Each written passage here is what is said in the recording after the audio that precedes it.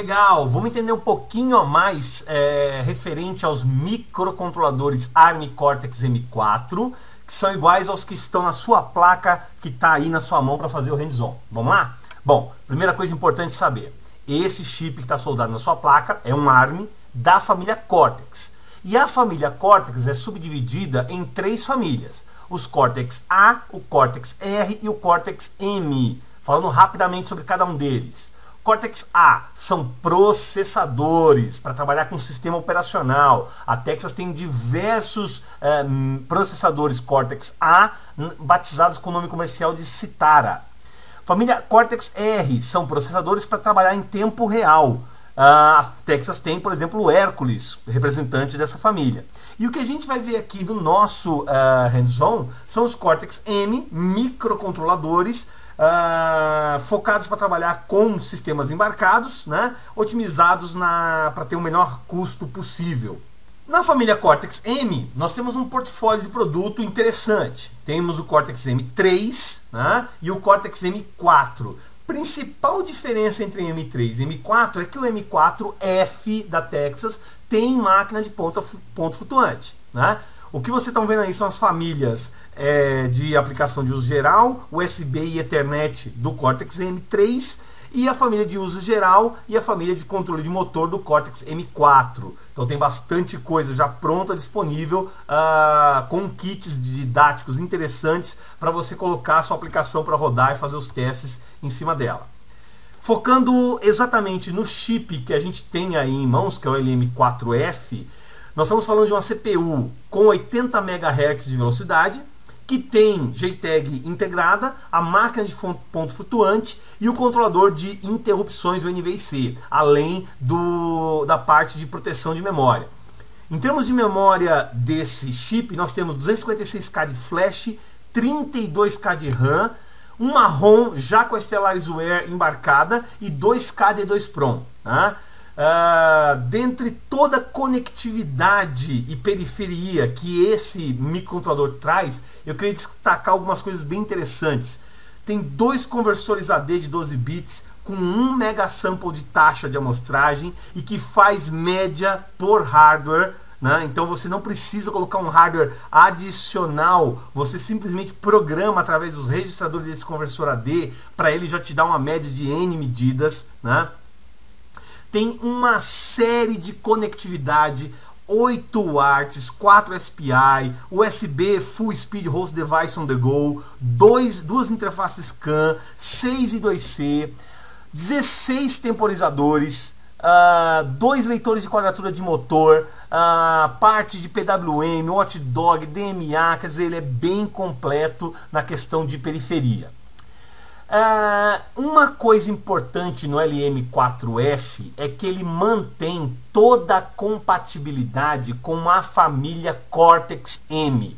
Então, por exemplo, se você tiver um microcontrolador Cortex M0 ou M1, as instruções que são lidas por ele são essas que estão aparecendo aí agora na sua tela.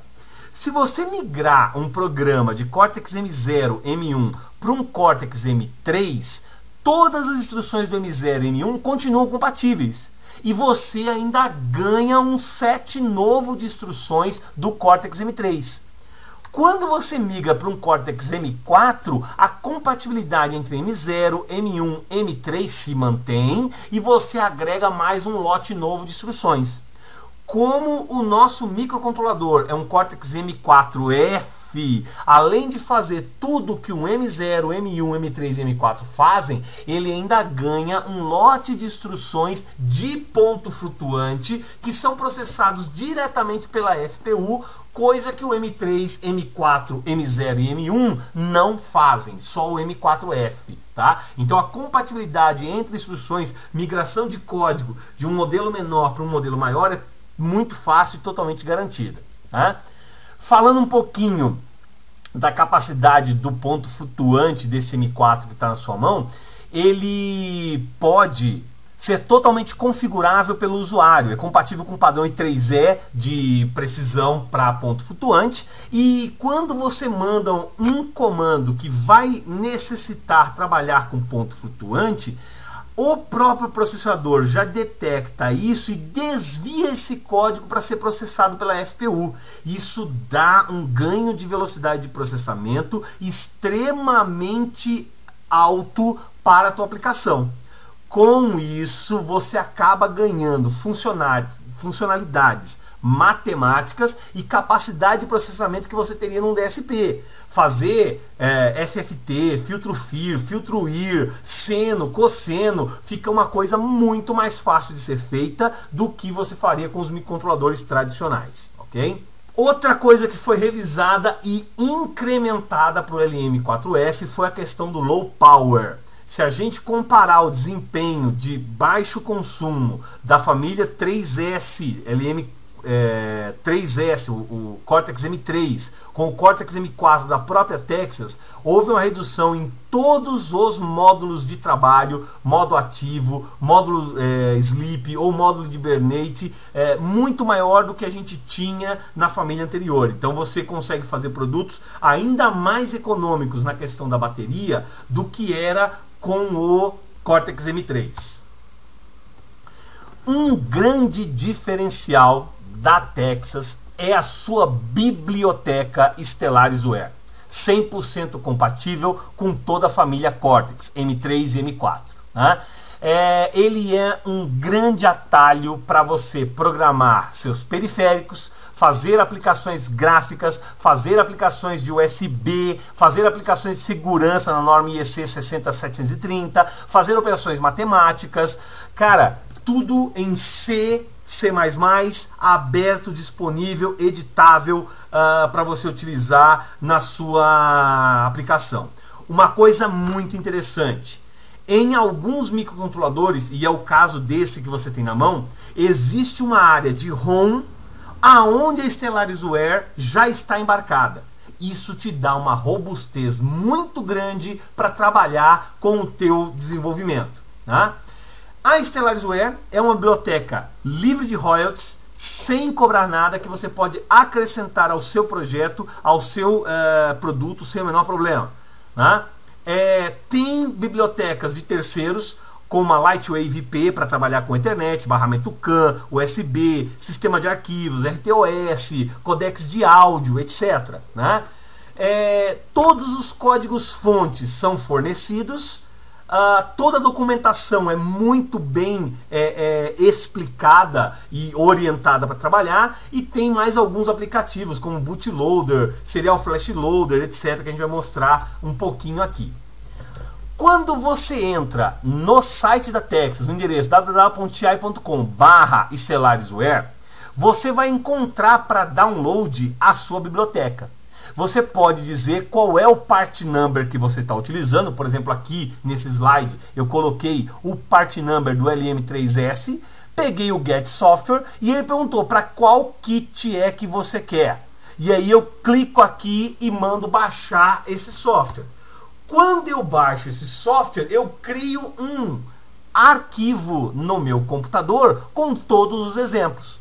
Para eu aprender a trabalhar nesses exemplos, existe uma documentação que vai explicar o que cada função faz, como utilizá-la no seu projeto, como configurar isso para o seu projeto.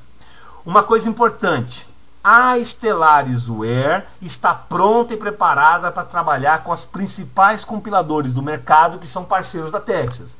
Nós, aqui no nosso treinamento, faremos uso do IAR para fazer essa compilação. Vou pegar uma das bibliotecas para mostrar aqui para vocês, para ver como é que acontece quando eu uso a biblioteca. Vou pegar a biblioteca de USB. Quando eu baixo e instalo a biblioteca na minha máquina, eu começo a ter uma série de exemplos prontos, funcionais, para colocar, para trabalhar na minha placa. Eu tenho, por exemplo, um mouse, teclado, fazer ele virar uma pendrive, fazer ele virar um fone de ouvido via USB, fazer ele virar um osciloscópio, esse aqui a gente vai rodar aqui daqui a pouquinho na nossa aplicação, e por aí vai. Né?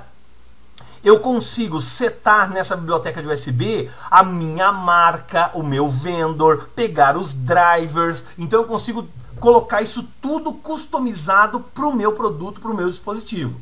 Ok? Essa é a característica, essa é a ideia da biblioteca USB. Falando um pouquinho de outra biblioteca, a biblioteca gráfica, por exemplo.